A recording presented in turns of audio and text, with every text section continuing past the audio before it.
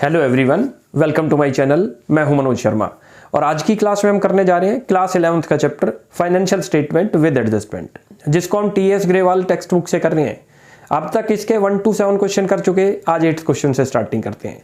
बहुत अच्छा क्वेश्चन है 8th क्वेश्चन। उसके अंदर काफी अच्छा पॉइंट आएगा डेटर से रिलेटेड, जिसमें बैड डेट भी आ रहा है, प्रोविजन फॉर डाउटफुल भी और डिस्काउंट ऑन डेटर भी। तो क्वेश्चन की स्टार्टिंग करते हैं और एक एक कॉन्सेप्ट को पूरी कोशिश है क्लियर कर लेंगे कि इसको डेबिट क्यों लिखते हैं और क्रेडिट क्यों लिखते हैं। तो स्टार्ट मैं क्वेश्चन रीड करता हूं। लिखा है following balances are taken from the books of Niranjan prepare trading and profit and loss account for the year ended 31st March 2022 and balance sheet as on that date. और balance sheet बनानी है, यानी कि हमें ट्रेडिंग अकाउंट बनाना है निरंजन की book में, profit and loss और बैलेंस शीट। नीचे हमें डिटेल्स दे रखी है, ट्रायल बैलेंस, और उसके नीचे एडजस्टमेंट दे रखी है। जैसे जैसे वो एडजस्टमेंट आएंगी वैसे रीड करते जाएंगे। सबसे पहले स्टार्टिंग करते हैं ट्रेडिंग अकाउंट से कैसे बनता है। ट्रेडिंग अकाउंट की 2 साइड है, डेबिट क्रेडिट। हर क्लास में ज्यादातर रिपीट करते हैं। ऊपर लिखा करो जिसकी बुक में आप पास कर रहे हो, लिखो in the books of Niranjan की बुक में ट्रेडिंग अकाउंट लिखा, किस ईयर के लिए बना रहे हैं वो लिख दो। ये लिख दिया for the year ended 31st March 2022। ये हमारी इनकम साइड है और ये हमारी एक्सपेंस।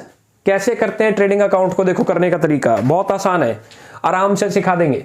यहाँ ओपनिंग स्टॉक लिखते हैं या क्लोजिंग स्टॉक, यानी कि 2 स्टॉक जनरली क्वेश्चन में होंगे, ओपनिंग डेबिट में, क्लोजिंग क्रेडिट में। परचेजेज इधर, परचेज में से परचेज रिटर्न माइनस, सेल्स इधर, सेल्स में से सेल रिटर्न माइनस, और डायरेक्ट एक्सपेंस। अब जरा स्टार्टिंग करते हैं क्वेश्चन की। देखो सबसे पहले स्टार्ट करा करो ओपनिंग स्टॉक से, लिख दो ओपनिंग स्टॉक, कभी मिस्टेक नहीं होगी।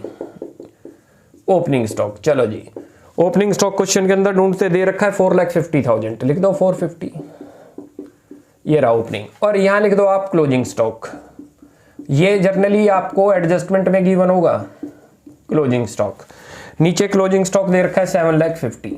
यहां तक तो क्लियर हो गया, यहां तक तो अभी कोई डाउट नहीं। ओपनिंग हमने यहां ले लिया, क्लोजिंग हमने यहां ले लिया। अब परचेजेज से स्टार्ट करो, लिखो परचेजेज। चलो जी क्वेश्चन में परचेजेज हमें गिवन है, परचेज रिटर्न भी गिवन है और परचेजेज भी गिवन है, दोनों है। तो इनर कॉलम में लिखा जाएगा 29,50,000 inner column, it is called, इसको क्या बोलते हैं इनर कॉलम। और ये जो यहां लिखते हैं इट इज आउटर कॉलम।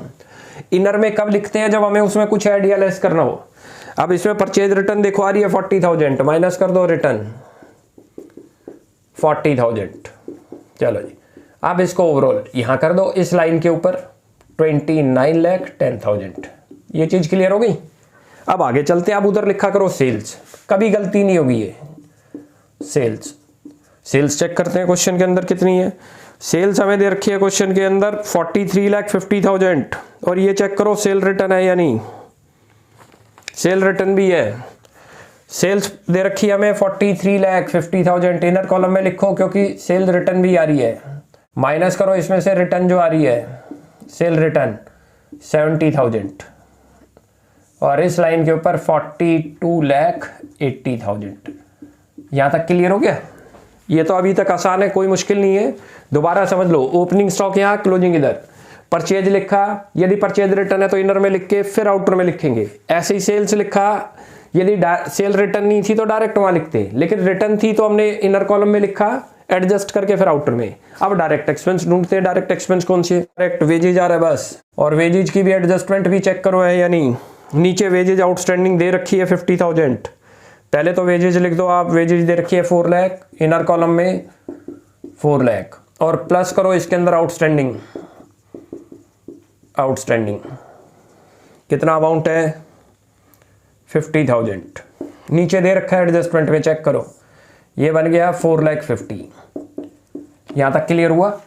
चलो जी इधर का टोटल करते हैं 49, 50,30,000 बन रहा है। इधर का भी चेक कर लो एक बार, 20, इधर उधर का ज्यादा है तो ग्रॉस प्रॉफिट आएगा 50,30,000 लिख दो।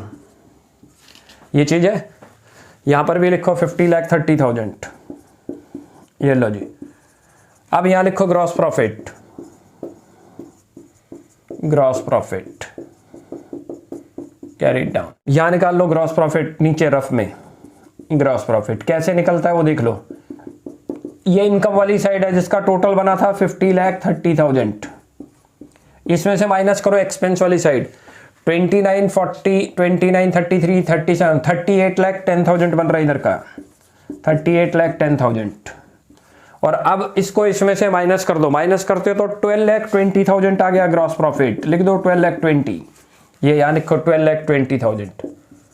ये चीज समझ आ गई कैसे किया, दोबारा समझो। इधर की ये इनकम साइड है, ये एक्सपेंस, इनकम का टोटल बना 50,30,000, एक्सपेंस का टोटल करो यहां तक, वो बना आपका 38,10,000, उसमें से ये माइनस करते हैं हम तो बन गया 12,20,000। It is the gross profit, ये पुट कर दो ग्रॉस प्रॉफिट और यहां लिख दो transfer to profit and loss account, transfer to profit and loss account,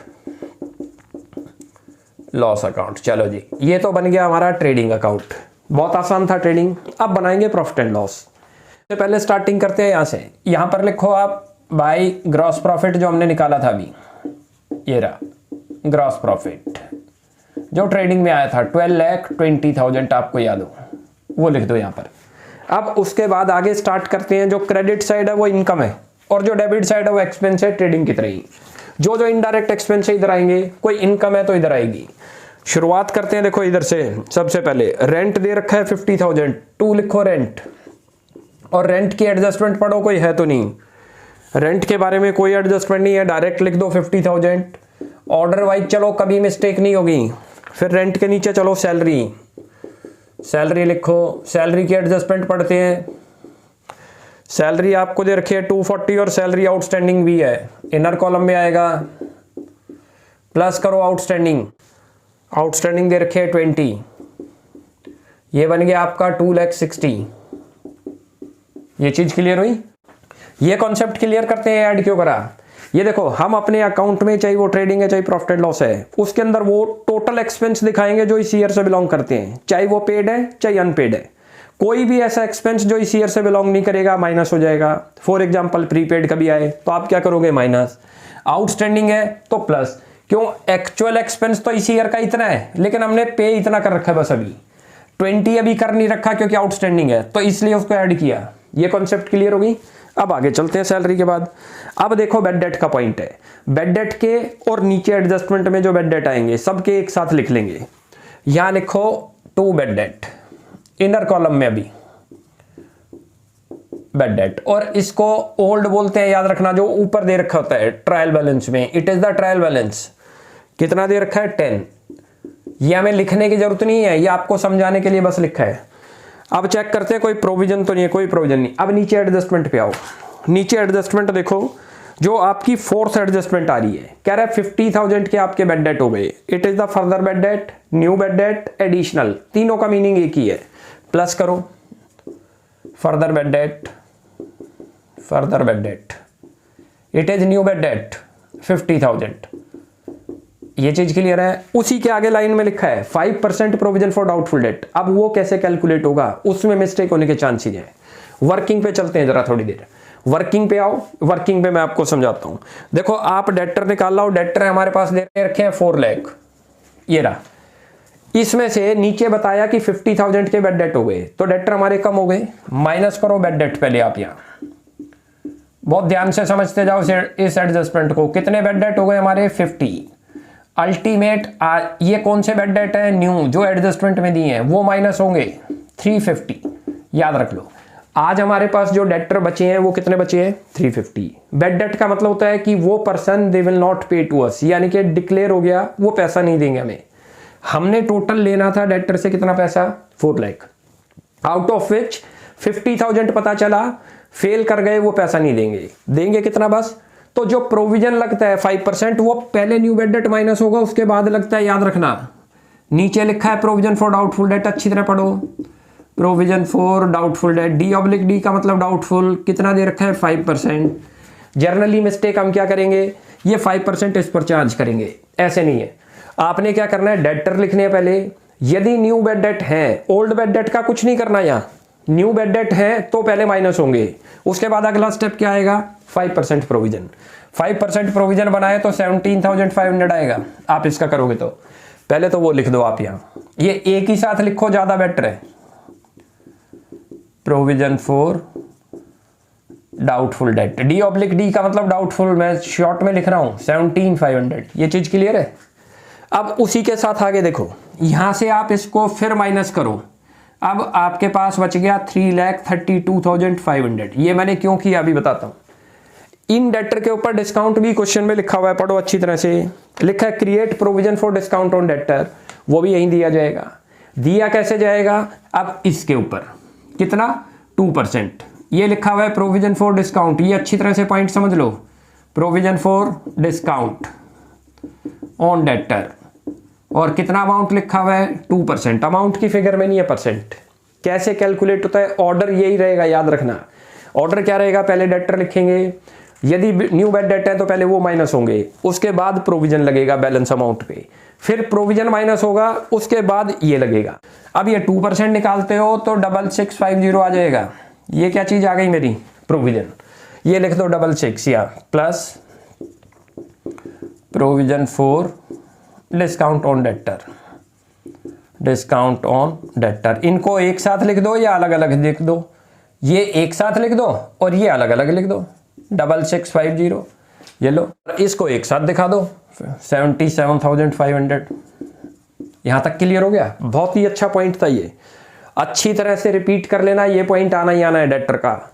नीचे आपको हमेशा 3 फिगर देगा, क्या देगा, फर्दर बैड डेट देगा, प्रोविजन फॉर डिस्काउंट देगा और डिस्काउंट ऑन डेटर देगा। ऑर्डर आप जो लिखवाया आप याद रख लो, ऐसे ही करते हैं। सबसे पहले डेटर लिखो, डेटर में से further bad debt. Trial balance के बैड डेट का प्रोविजन का कोई यूज नहीं है कैलकुलेशन करते टाइम, याद रखना। पहले न्यू बैड डेट माइनस होंगे, जिसको फर्दर बैड डेट बोलते हैं, उसी को एडिशनल बैड डेट बोलते हैं। उसके बाद जो वैल्यू आएगी प्रोविजन फॉर डाउटफुल डेट, उस पर कैलकुलेट होगा। उसके बाद ये माइनस होने के बाद डिस्काउंट कैलकुलेट होगा। पहले फर्दर बैड डेट माइनस, फिर उस वैल्यू में से provision for doubtful debt minus, उसके बाद provision for discount on debtor. ये चीज क्लियर हुई। अब यहां चलते हैं आगे। अब अगला स्टेप आ रहा है, नोट करो, एडवर्टीजमेंट एक्सपेंसेज, लिख दो एडवर्टीजमेंट। चलो जी नेक्स्ट चलते हैं। पेटेंट है, एसेट्स हो गया, ड्राइंग्स, प्लांट, ऐसे चलते जाओ। इंश्योरेंस दे रखा है, नीचे पॉइंट भी चेक करो, कोई इंश्योरेंस का तो नहीं है, कोई इंश्योरेंस का पॉइंट नहीं है, लिख दो इंश्योरेंस। इंश्योरेंस, इंश्योरेंस हमें दे रखा है 15,000, लिख दो 15। बहुत ध्यान से करते जाओ, ये एक्सपेंस की साइड है, वो इनकम, बहुत आसान हो जाएगा आपके लिए। ये सारे हमारे इनडायरेक्ट एक्सपेंस है। उसके बाद आगे चलते हैं। ट्रेड एक्सपेंस दे रखा है फिर 20, लिख दो ट्रेड एक्सपेंस, ट्रेड एक्सपेंस 20,000। चलो जी नेक्स्ट। चलो जी अब आपके सामने देखो इन्वेस्टमेंट आ रही है, एक 6% लिखा है। जब कभी भी किसी भी असेट्स के आगे रेट ऑफ इंटरेस्ट हो तो वो इनकम है, वो इधर लिखते हैं, चाहे वो रिसीव्ड है चाहे अनरिसीव्ड है। साथ में लोन के आगे कभी ऐसे रेट ऑफ इंटरेस्ट हो तब भी हमें उसके ऊपर इंटरेस्ट पे करना होगा, चाहे पे कर रखा है चाहे अनपेड कर रखा है। अब ये चेक करते हैं कि इन्वेस्टमेंट पर कितना है। क्वेश्चन में कहीं पर भी नहीं मिला, इसका 5th पॉइंट पढ़ते हैं। लिखा है इन्वेस्टमेंट वर मेड ऑन 1 जुलाई। हमने कहीं पर इन्वेस्ट किया था। थोड़ा सा आप अभी थोड़ी देर के लिए ऐसे समझो कि आपने कहीं ऐसी जगह इन्वेस्ट किया जहां से आपको इंटरेस्ट मिलेगा, चाहे वो बैंक में इन्वेस्ट कर रखा है चाहे कहीं और कर रखा है, but no interest has been received so far. अभी तक इंटरेस्ट नहीं मिला। ये इंटरेस्ट हमारा 9 मंथ का बना। जो अभी मिला नहीं है उसको बोलते हैं एक्रूड इंटरेस्ट ऑन इन्वेस्टमेंट। क्या बोलते हैं उसको, एक्रूड इंटरेस्ट ऑन इन्वेस्टमेंट। जितना अमाउंट था, आपकी इन्वेस्टमेंट कितने की है, इन्वेस्टमेंट हमें दे रखी है 5 लाख, लिख दो 5 लाख, और उसके आगे 6% दे रखा है, नोट करना, रेट ऑफ इंटरेस्ट। लेकिन अब हमें टाइम भी लगाना है, क्योंकि इन्वेस्टमेंट हमने स्टार्टिंग में तो इन्वेस्ट नहीं करी, हमने 1 जुलाई को करी है 21 में।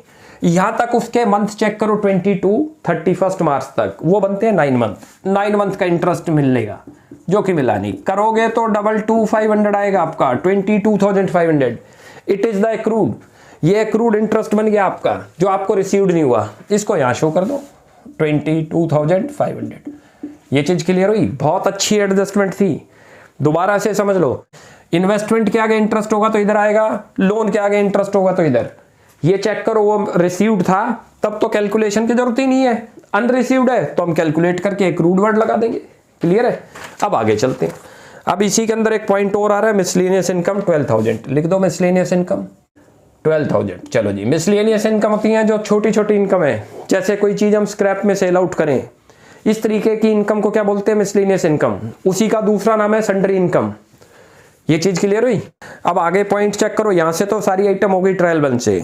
नीचे क्लोजिंग स्टॉक ले लिया हमने, डेप्रीशिएशन अभी कहीं नहीं लिया, डेप्रीशिएशन लिखो 2 डेप्रीशिएशन ऑन मशीन। चलो जी, कितना अमाउंट दे रखा है डेप्रीशिएशन 10%। मशीन की वैल्यू चेक करो तो डेप्रीशिएशन बन गया 24,000। 2,40,000 की है, उसका 10% करेंगे तो कितना बनेगा 24। ऐसे ही फर्नीचर पर 20% है तो लिख दो depreciation on furniture. Depreciation on furniture वो 20% है तो 20% निकाल लेंगे। फर्नीचर है 15,000 तो 3,000 आ गया। ये चीज क्लियर हो गई। ये डेप्रीशिएशन कैसे आया यहाँ निकाल लो आप। ये ना डेप्रीशिएशन ऑन फर्नीचर, उसकी वैल्यू लिखो। वैल्यू कितनी दे रखी है आपको, वैल्यू दे रखी है 15,000 और कितना बता रहा है 20% करोगे तो 3,000 आ गया। ये क्या चीज आ गई आपकी डेप्रीशिएशन ऑन फर्नीचर। मशीन का 10% था, डायरेक्ट कर दिया 10/100। अब आगे चलते हैं जी। अब ये हमारा क्वेश्चन कंप्लीट हो गया। सारी आइटम जो हमने लेनी थी वो इसमें पुट कर दी। अब इसका टोटल करते हैं। चलो जी, अब इधर का टोटल करते हैं। टोटल करते हैं तो 1240 1250 12,54,500 आ रहा है इधर का टोटल। लिख दो 12,54,500। ये तो इधर की साइड आई हमारी 12,54,500। इधर की कम है, लिख दो दोनों साइड 12,54,500। अब नेट प्रॉफिट निकाल दो। वो कैसे निकलेगा वो देखते हैं। नेट प्रॉफिट ये तो बन गया 12,54,500।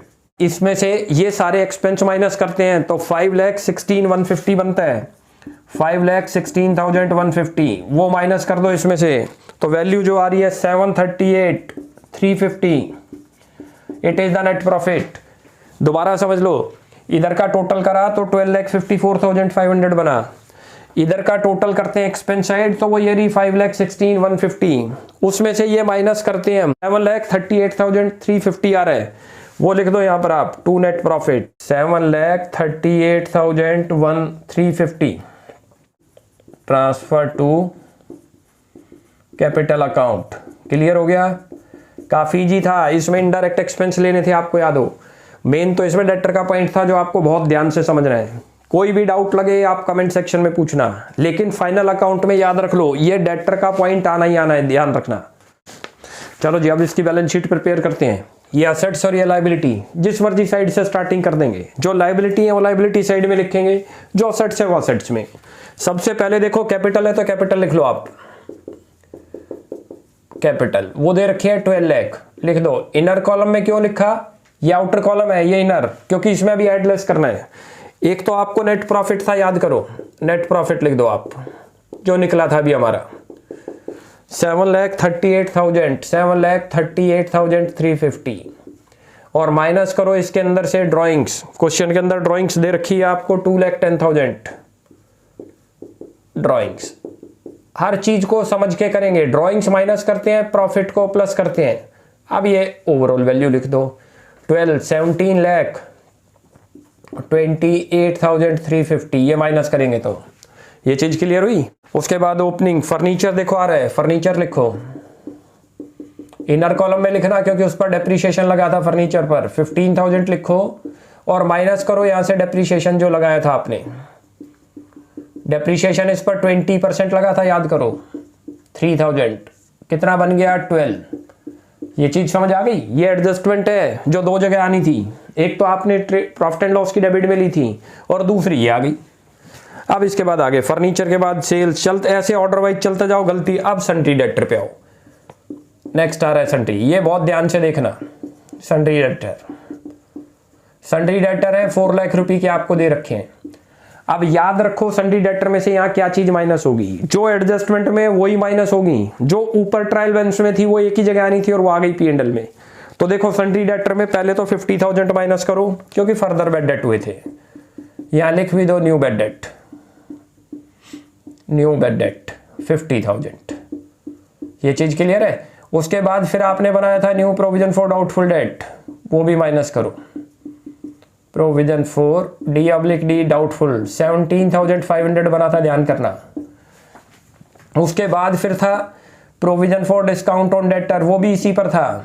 प्रोविजन फॉर इसी पॉइंट में दे रखा है, देखो फोर्थ में discount on debtor. Discount on debtor बहुत अच्छा पॉइंट है ये 6650।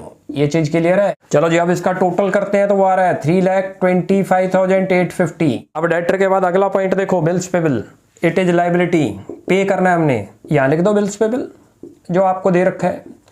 बिल्स पेबल दे रखा है आपको 8,000 लिखो। बिल्स पेबल के आगे नीचे चलो पेटेंट्स, इट इज असेट्स, लिख दो पेटेंट्स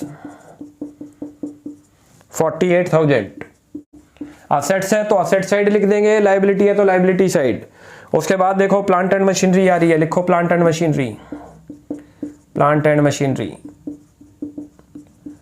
2,40,000। ये इनर कॉलम में क्यों लिखा, क्योंकि इस पर डेप्रीशिएशन था, याद करो डेप्रीशिएशन लिखते हैं 24,000, वो माइनस करते हैं तो 2,16,000 आ गया।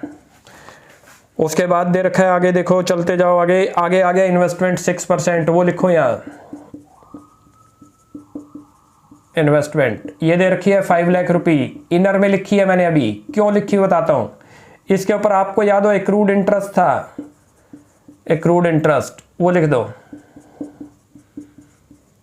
एक्रूड इंटरेस्ट कितना बना था 22,500, वो हमने कैलकुलेट करा था, ये लिख दो 522,500। ये क्लियर हो गया।